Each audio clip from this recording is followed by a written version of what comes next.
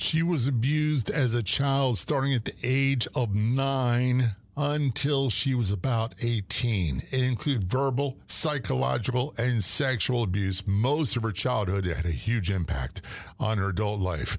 As a matter of fact, it motivates, in part, what she does today. She's here to tell her story on the Law Enforcement Talk Radio Show. Welcome to the Law Enforcement Talk Radio Show. In the Law Enforcement Talk Radio Show, we are joined by special guests talking about their experiences, the realities of investigating crimes, plus those who have experienced horrendous trauma. Police, first responders, military, and victims of crime share their stories. Hi, I'm John J. Wiley. In addition to being a broadcaster, I'm also a retired police sergeant. Be sure to check out our website, letradio.com, and also like us on Facebook. Search for the Law Enforcement Talk Radio Show. Do you want to be a guest on the Law Enforcement Talk Radio Show and podcast? It's really quite simple. And before you get into this notion that I'm not a cop, I wasn't a cop, I don't have something to contribute. Well, the show is about investigating crime. That's one aspect of it from the real life perspective of those who did it. And then it's also about trauma, how trauma impacted them, often crime-based, but not always. Our guests quite often are law enforcement officers, other first responders, military, victims of crime, their spouses or survivors, talking about how trauma impacted them, what happened, how it affected their lives, and how they rebuilt their lives after. If you want to be a guest, just contact me. It's really simple. Send an email to jay@letradio.com. That's jay@letradio.com. Or go to letradio.com and the Contact Us page, and you can get me right there as well. Joining us from Mississippi, we have Sandra Spear on the Law Enforcement Talk Radio Show, Dr. Sandra Spear. And she is an amazing person doing amazing things. But she went through what a lot of people went through, especially back in the old days. She was sexually abused starting at the age of 9 until she's about 18, went through and endured verbal, psychological abuse, all of which had a profound impact on her adult life. And she survived Hurricane Katrina, and everything she'd been through really became a motivating factor for what she does today. Her website is lifesanswers.care. That's lifesanswers.care. Dr. Spear, thanks for being a guest on the Law Enforcement Talk Radio Show. Very much appreciated. And thank you for having me. It's a pleasure to have you here. What really is inspiring about your story is, and I don't want to give away a whole lot, I'm not, is, we went through some bad things. We're going to have some tough conversations. We're not afraid of having tough conversations here in this show. We've had plenty of them since 2017. But what really is amazing is so many people use this as an alibi, an excuse for not getting better. Not you. You use that as a motivating factor to change your life, haven't you? Yes, as a matter of fact, I have. I decided when I was 18 years old, not knowing that I would continue to be abused, I decided that one day I would use everything that I learned and everything that I went through to help others who are going through the same thing. That's the amazing part. And what I would say is, have you, by helping other people, using my pain, what I went through in the past as a template, for lack of better words, to help other people is part of my solution for building the life I want. Have you found that that's beneficial for you?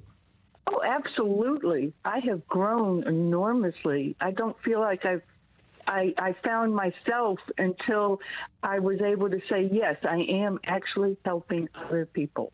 Let's go into your story a little bit. You, without going into terrific details, this started when you were about 9 years of age. I'll be honest with you, Sandra, I don't really remember being 9. I know I was, but I don't remember it. Oh, I do. I remember my 9th birthday. That was when he decided to rape me the first time, on my 9th birthday. You say he, who was he?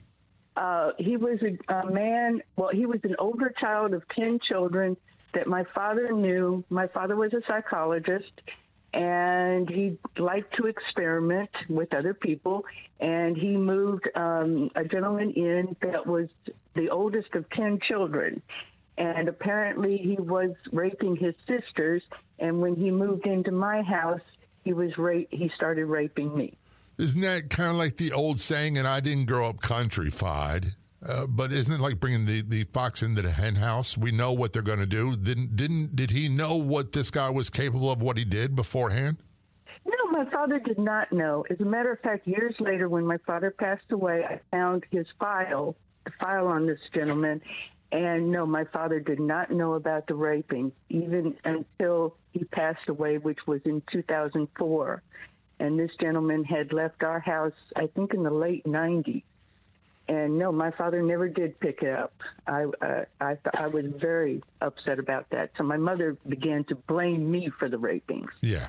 When she found out about it. I think that there was a stage when I was younger. It's not so much today. Some people still carry this, but there's the old mindset, well, if you hadn't done this, you wouldn't have gone through that. If you hadn't worn this outfit, if you hadn't sat on his lap, all those things, especially with 9-year-olds, and my mindset and my experience in law enforcement is out the window. It doesn't hold true at all. Well, I mean, actually, the problem was I disassociated. My mother was actually beating me and everything else at the same time. I disassociated. I didn't even realize all that was going on. It was amazing. But the actual raping, nobody believes that somebody else could do that to somebody who's innocent.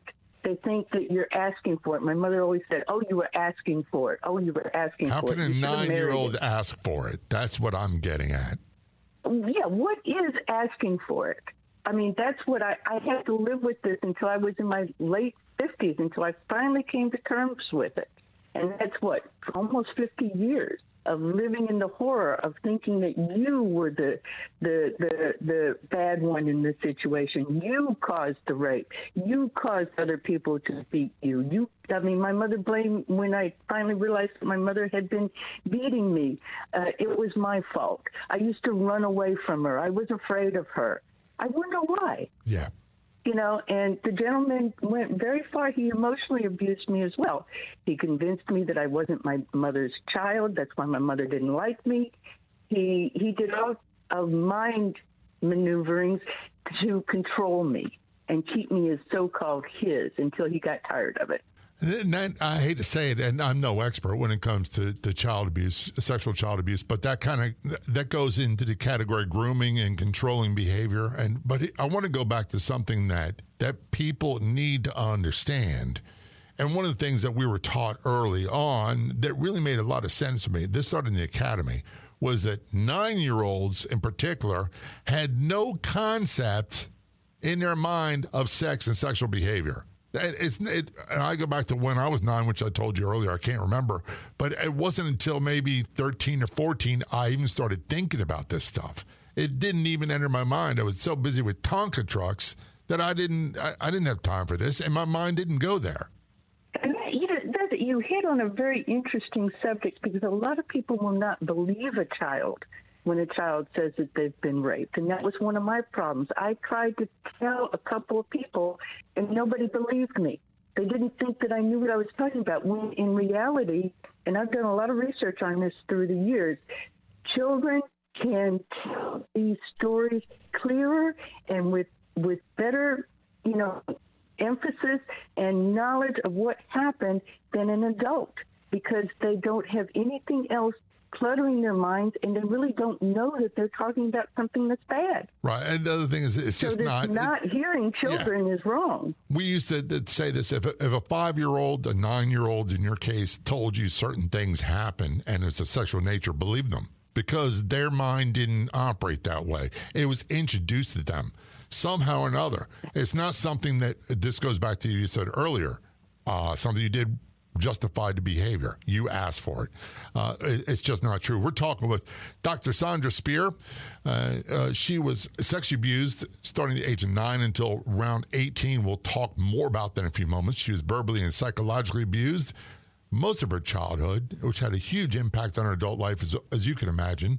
In her 40s, she survived Hurricane Katrina, and that was part of the catalyst for her change, which we'll talk about at length. Her website is lifesanswers.care. That's lifesanswers.care. This is Law Enforcement Talk Radio Show. Don't go anywhere. We'll be right back. Of all the radio stations in the United States, there are no other shows like the Law Enforcement Talk Radio Show. And on Facebook, there's only one official page. Do a search on Facebook for the Law Enforcement Talk Radio Show, and be sure to like the Law Enforcement Talk Radio Show Facebook page. With Robinhood, not only can you trade individual stocks and ETFs, you can also seamlessly buy and sell crypto at low costs. Trade all in one place. Get started now on Robinhood. Trading crypto involves significant risk. Crypto trading is offered through an account with Robinhood Crypto LLC. Robinhood Crypto is licensed to engage in virtual currency business activity by the New York State Department of Financial Services. Crypto held through Robinhood Crypto is not FDIC insured or SIPC protected. Investing involves risk, including loss of principal. Securities trading is offered through an account with Robinhood Financial LLC, member SIPC, a registered broker-dealer. Life is a workout, and Smoothie King is here to help you power through. Whether you're grinding out bicep curls, or muscling the couch across the living room, crushing morning miles, or sprinting through back-to-back meetings, Smoothie King has fuel to help you maximize your workouts, own your recovery, and elevate your game. Give your body the energy, protein, and power it needs with a lineup of delicious smoothies made to help you conquer your goals. Only at Smoothie King.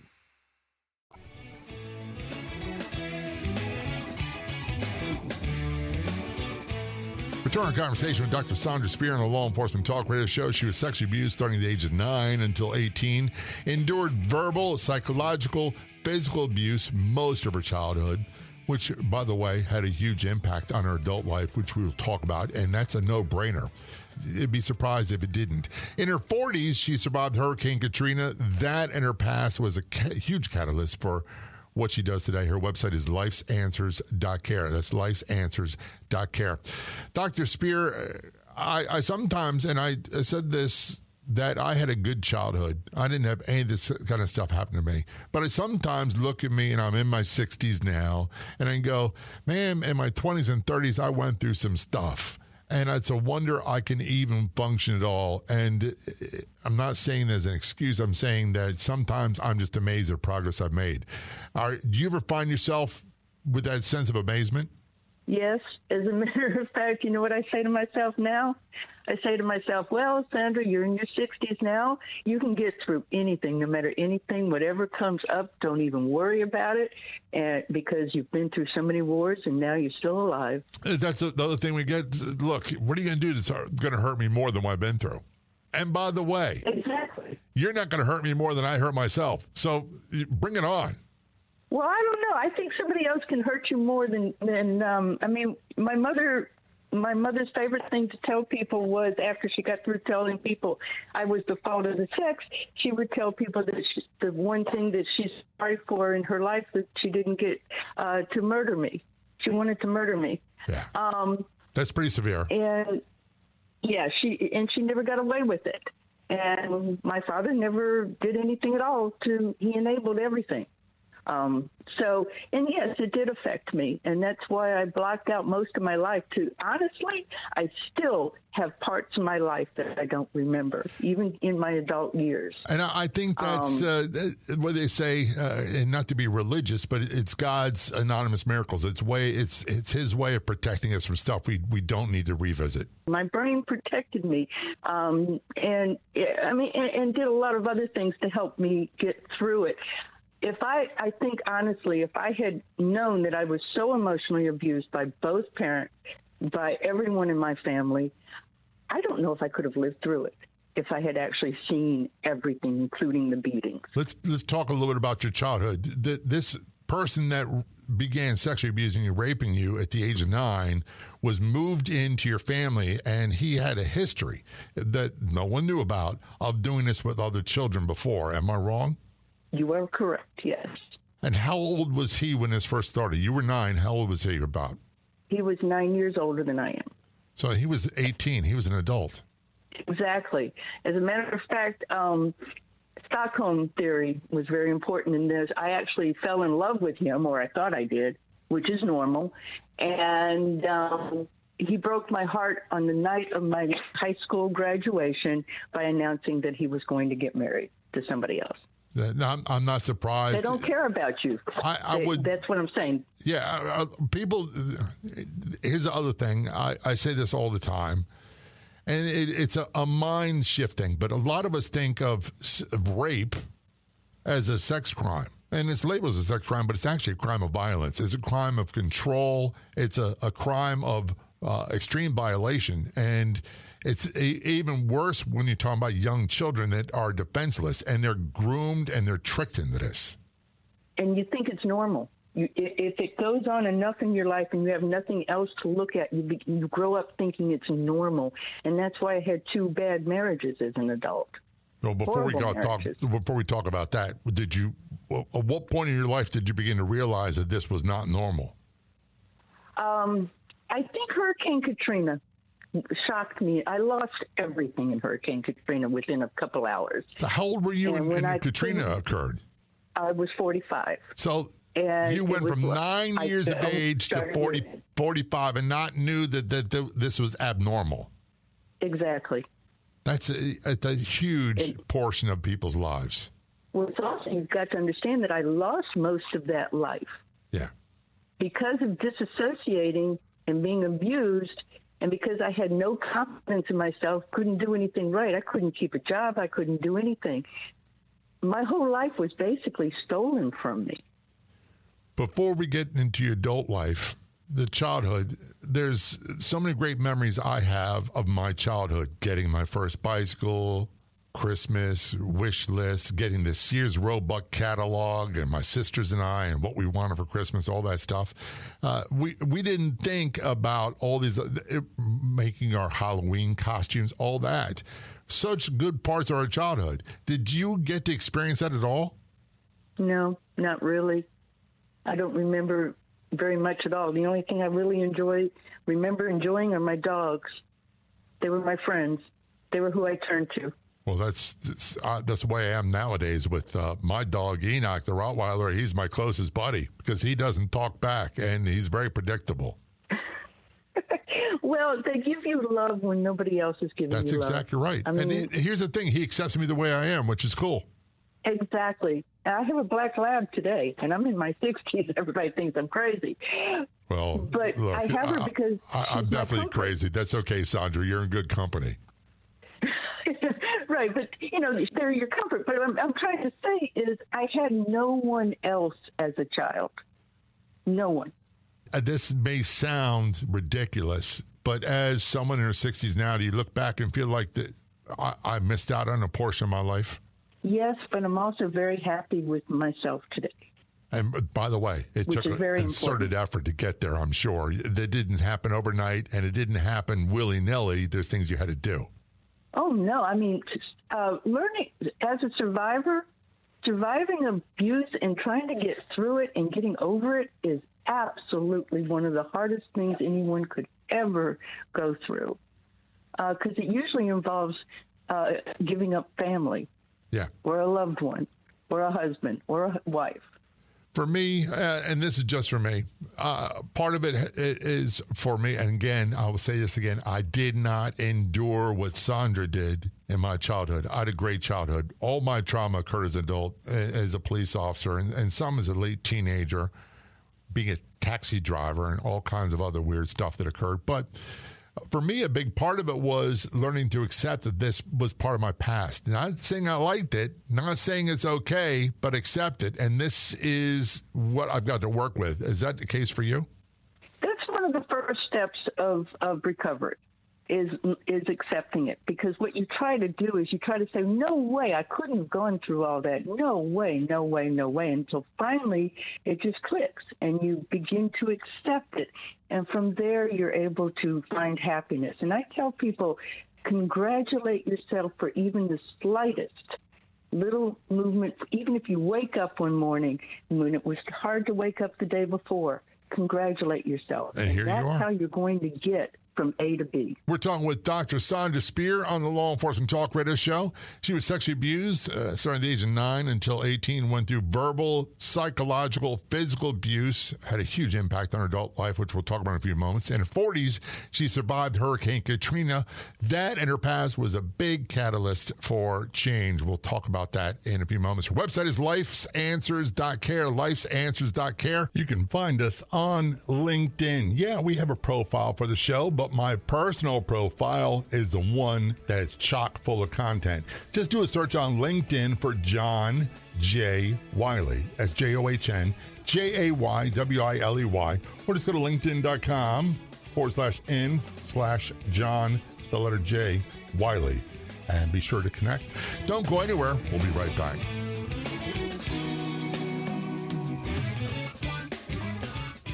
I know we've all got lots of apps on our phone, but there's one you should check out, the Medium app, medium.com.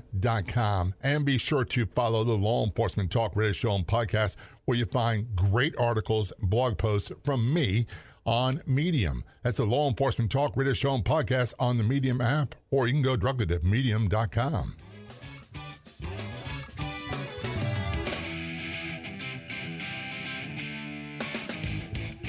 Return conversation with Dr. Sandra Spear. She was sexually abused starting at the age of 9 until she was 18. Also endured verbal, psychological, physical abuse most of her childhood, which had a huge impact on her life, on her adult life, which we'll talk about in a few moments. In her 40s, she survived Hurricane Katrina, and that in her past was a catalyst for her change in what she does today. Her website is lifesanswers.care, lifesanswers.care. Dr. Spear, part of me wants to say, I wish I could make this better. I know I'm not God. I know I'm not Superman. I can't undo the past, all that stuff. And I'm sorry that you went through this. But I'm kind of fast forwarding. Your adult life, you mentioned earlier, you went through 2 really bad marriages. And I wonder, relationships are difficult to begin with, but I wonder how bad can bad be? And I don't think a lot of people really understand what that means. Well, what happened to me is I thought being beaten, I didn't realize it at the time, but I thought, fighting and being beaten and having harshness in life was normal because that was how I grew up. And my first marriage, he began to drink, he began to beat me. And after I had he beat me while I was pregnant, and even then I didn't leave him. And then I finally left him when I don't even remember what the catalyst was. I think it was, he wanted to move in a child into our home. He wanted to kind of follow the footsteps of my father. And that caused much of the reason I left, because I couldn't live through that again. Then my second marriage, he ended up being quite a criminal, did a lot of things in my name, and he was worse than the first one. And when I left him, it actually, he did a lot of the narcissistic type things afterwards. So I had a 1.5 year long fight after that, and then Katrina hit. And I've really stayed away from relationships since then, because I don't know if I'm afraid or I'm trying to protect myself or what. That is still with me. There are things that come from childhood abuse that stay with you your entire life. There certainly are. And I would just say this. There's an old saying that the circles I run in is that water seeks its own level. So what I wind up doing is I wound up finding relationships that were harmful to me, and because that was normal, or at least what I thought was normal. Exactly. People that had it together, they subconsciously I would think what they see in me, and B, it held no appeal to me. I mean, that's the trouble with growing up with an abnormal situation. There were often times when a 2-story home, there was a fight going on one floor and a fight going on the other floor, and I was in the middle hiding in a bathroom somewhere, trying to, not get hurt. That's how I grew up, and that's what I thought was normal life, and that is catastrophic. And what's interesting, though, is since then I've realized that I stopped the cycle, because I have 2 children that I ended up bringing up by myself, and they are doing very, very well. So I'm happy about that. But breaking the cycle is very difficult. It's difficult. I look back and I wonder, how could I have done that without knowing that I lived through it? And here's the thing, Sandra, I've said this multiple times in this interview. I didn't go through this kind of stuff as a child. I had a great childhood. Yet I had a lot of the demons that we talk about, and a lot of doubts and poor relationships and all this stuff because of negative self-talk. Earlier I said there's nothing you could do to me that could harm me more than me. And that negative self-talk is the one that I'm talking about. Was that something you still deal with today? Not as much. When I got my PhD, I came out of it quite a bit. It was what told me that I could really amount to something. So it taught me, and it implanted in my brain that I was a failure. And no matter what I did, I was a failure. When I went to take tests, I failed tests. I failed this. I failed that. I was so self-conscious, I couldn't go to job interviews and do very well. As a matter of fact, one job interview I was so upset, I went to with 2 different shoes on, and I didn't even notice. And then I would get a job, and I would start doing one thing after the other wrong. It's almost like I was my own saboteur. Right. Because that's what I thought was right about me. And it wasn't until I woke up after Katrina, which shocked me, and I went back to school, got my master's, and then I got my PhD after that. Let's talk a little bit about Katrina. That I couldn't do it. That was a life-altering event. I remember I was working at a radio station when Hurricane Katrina came through. I was an overnight board op on the weekends, and I've been through multiple hurricanes in Norfolk, Virginia, growing up as a kid. In Florida, living there, I've been through many of them. That's the first time I saw that from that bird's eye view, and it was devastating. How big of a deal was it for you? Well, I don't know how well. It's hard to describe without actually part of Pontchartrain Lake ended up in my apartment, and then there was a canal that ended up in the other part. But the point that I'm making is it completely shocked me. And my whole life, I mean, I had nothing. I had the clothes on my back, and that's it, and a child to worry about, and a car to drive. Thank goodness I had the car. But the point is it just shocked me. It made me look at the world completely differently.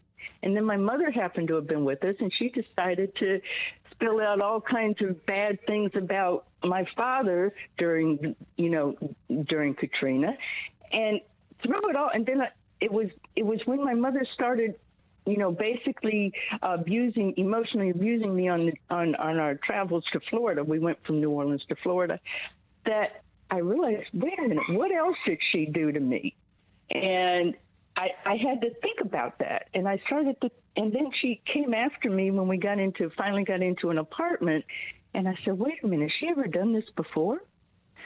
And just a little bit. And then I wrote a book named The Remains of Hurricane Katrina, which I will have the second edition coming out in a few months. And it turned out to be the story of an abused child, which was interesting. And I didn't write it that way. I just meant to write it as a story of what happened during Katrina.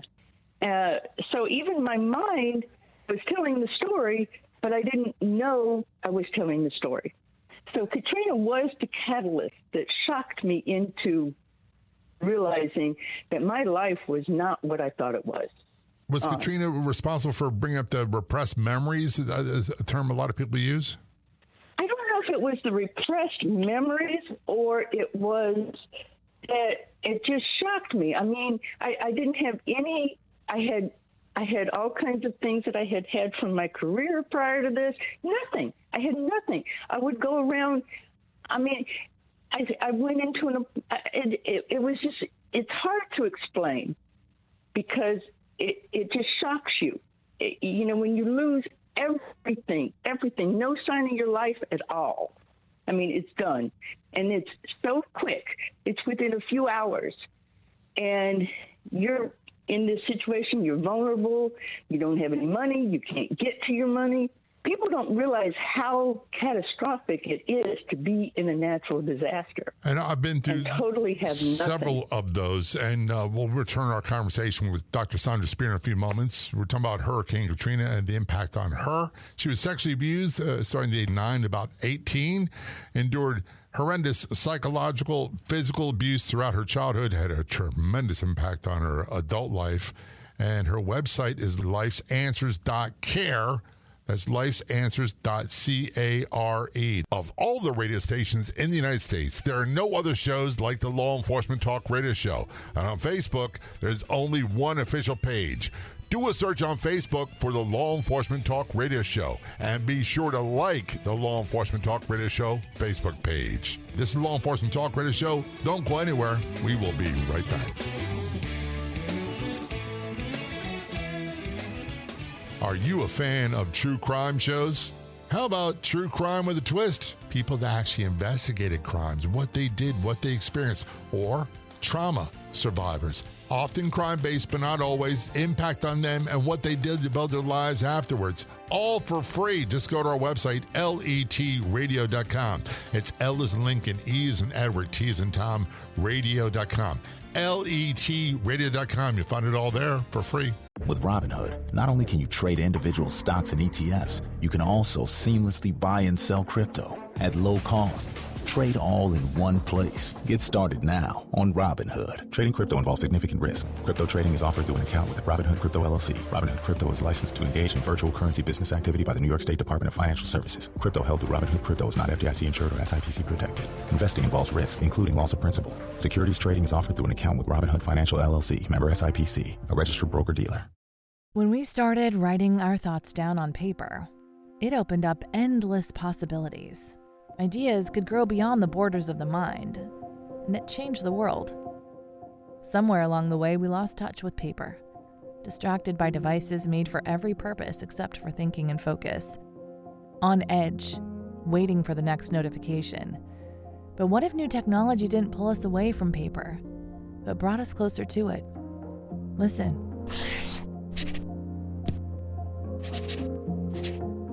That's not paper. It's the sound of the new Remarkable Paper Pro, rewriting the future. A paper tablet with a true color ink display, gentle reading light, and unheard of tactility. With digital features for taking notes, thinking, and organizing, without any distractions. Paper is about to change the world again. Get your paper tablet at remarkable.com today. Lowe's knows when you're looking for reliability, the right brand makes all the difference. And now, Lowe's is the exclusive home improvement retailer for the Whirlpool water treatment line, including their Wi-Fi softener, under-sink filtration system, and more. With Whirlpool's proven performance and our everyday low prices, better tasting, better quality water is within reach. Shop pro-trusted brands like Whirlpool and more, in-store or online. Lowe's, we help, you save.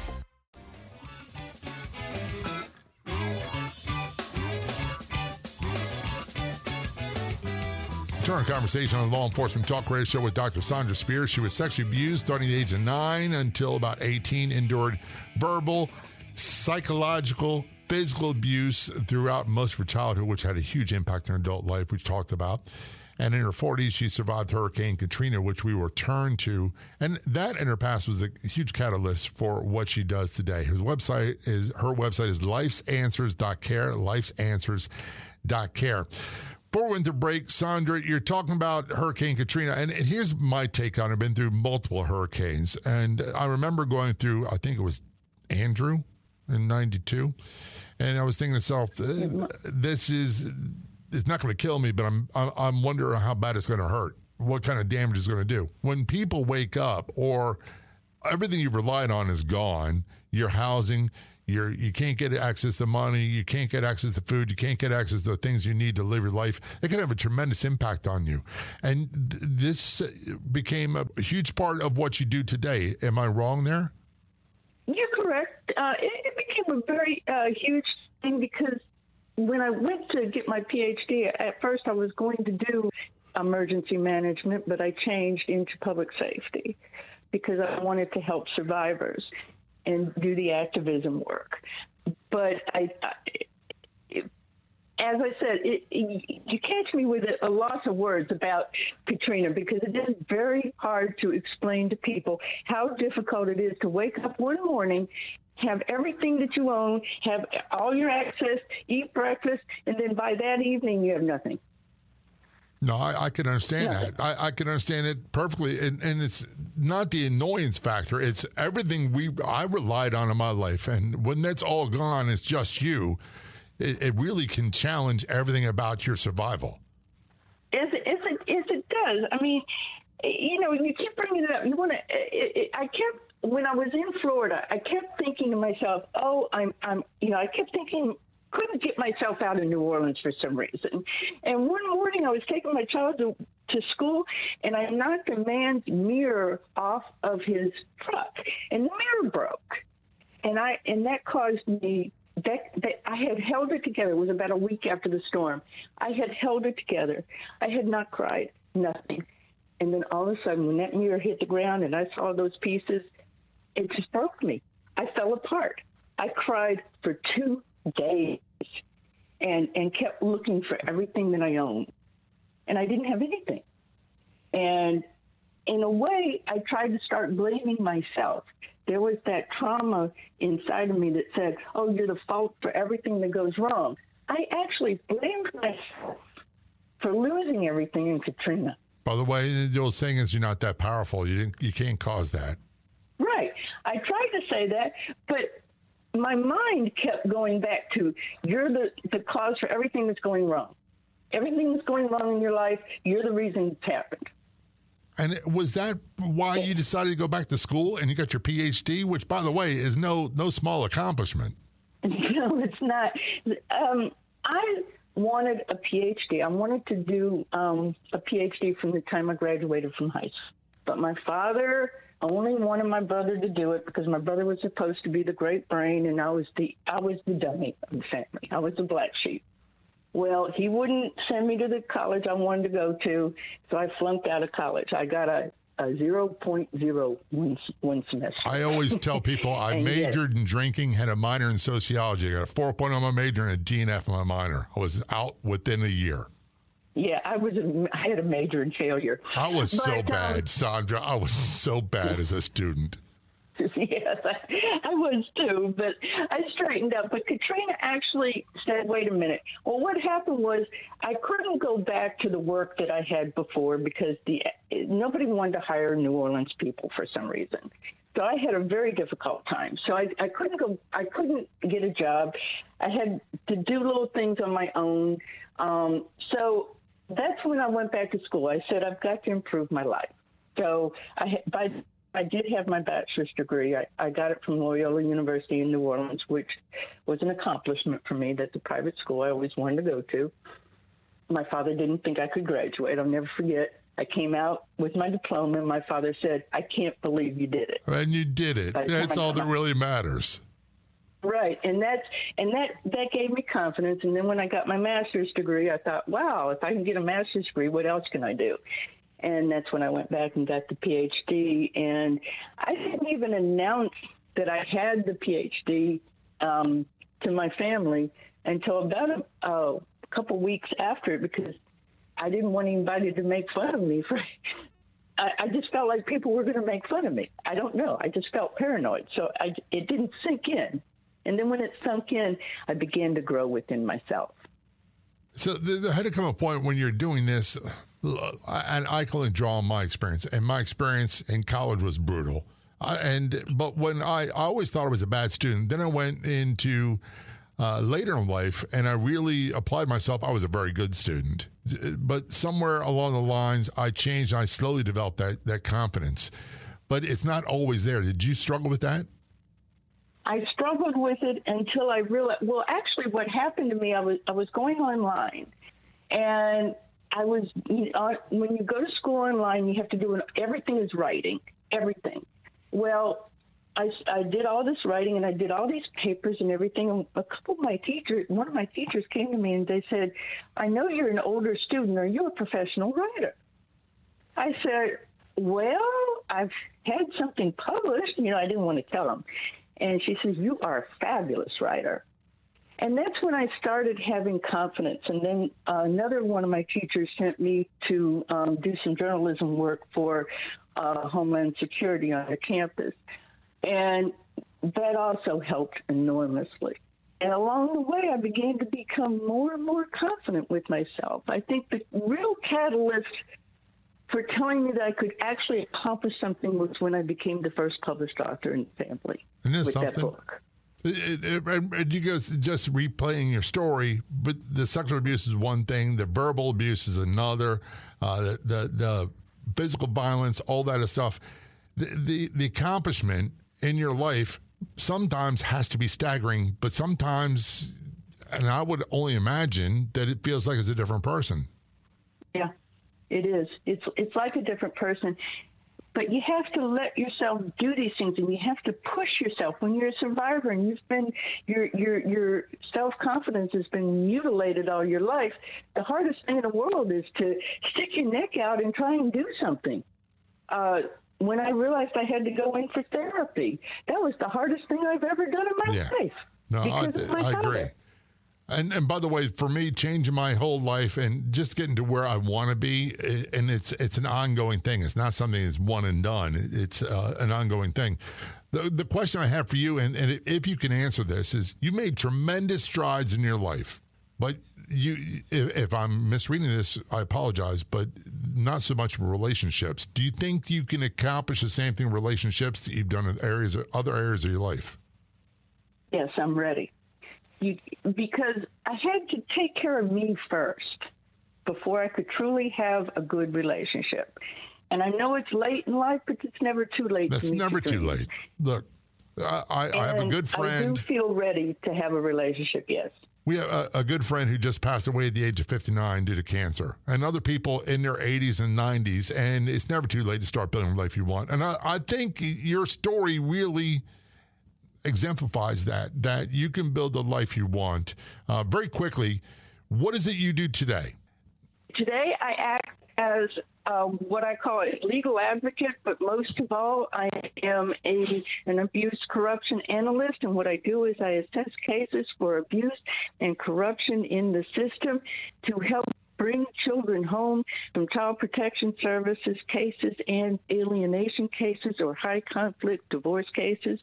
And I'm quite successful. Good. I'm able to bring children home when other people aren't. And where can people get more information about you? Your website, lifesanswers.care. And Legal Advocate for You, Knox Family Court on Facebook as well. And Sandra, Dr. Sandra Spear, I want to thank you for your story, for being a guest on Law Enforcement Talk Radio Show, and for all that you're doing today. All very much appreciated. Thank you very much. And thank you for having me. If you're on the Clubhouse drop-in audio chat app, be sure to look for me and follow me. My name's John, the letter J, Wiley, W-I-L-E-Y. You can also search for @LET Radio Show. That's John J. Wiley, W-I-L-E-Y, @LET Radio Show on the Clubhouse drop-in audio chat app. I'd like to thank our guests for coming on the Law Enforcement Talk Radio Show. The Law Enforcement Talk Radio Show is a nationally syndicated weekly radio show broadcast on numerous AM and FM radio stations across the country. We're always adding more affiliate stations. If you enjoyed the podcast version of the show, which is always free, please do me a favor and tell a friend or two or three. I'll be back in just a few days with another episode of the Law Enforcement Talk Radio Show and podcast. Until then, this is John J. Wiley. See ya. If you're shopping while working, eating, or even listening to this podcast, then you know and love the thrill of a deal. But are you getting the deal and cash back? Rakuten shoppers do. They get the brands they love, savings, and cash back. And you can get it too. Start getting cash back at your favorite stores like Levi's, Plow & Hearth, Adidas, Sephora, and Neiman Marcus. Stack sales on top of cash back and feel what it's like to know you're maximizing the savings. And it's easy to use. And you get your cash back sent to you through PayPal or check. The idea is simple. Stores pay Rakuten for sending them shoppers, and Rakuten shares the money with you as cash back. Download the free Rakuten app or go to Rakuten.com to start saving today. It's the most rewarding way to shop. That's RAKUTEN. Rakuten.com. With Robinhood, not only can you trade individual stocks and ETFs, you can also seamlessly buy and sell crypto at low costs. Trade all in one place. Get started now on Robinhood. Trading crypto involves significant risk. Crypto trading is offered through an account with Robinhood Crypto LLC. Robinhood Crypto is licensed to engage in virtual currency business activity by the New York State Department of Financial Services. Crypto held through Robinhood Crypto is not FDIC insured or SIPC protected. Investing involves risk, including loss of principal. Securities trading is offered through an account with Robinhood Financial LLC, member SIPC, a registered broker-dealer. When we started writing our thoughts down on paper, it opened up endless possibilities. Ideas could grow beyond the borders of the mind, and it changed the world. Somewhere along the way, we lost touch with paper, distracted by devices made for every purpose except for thinking and focus. On edge, waiting for the next notification. But what if new technology didn't pull us away from paper, but brought us closer to it? Listen. That's not paper. It's the sound of the new Remarkable Paper Pro, rewriting the future. A paper tablet with a true color ink display, gentle reading light, and unheard of tactility. With digital features for taking notes, thinking, and organizing, without any distractions. Paper is about to change the world again. Get your paper tablet at remarkable.com today.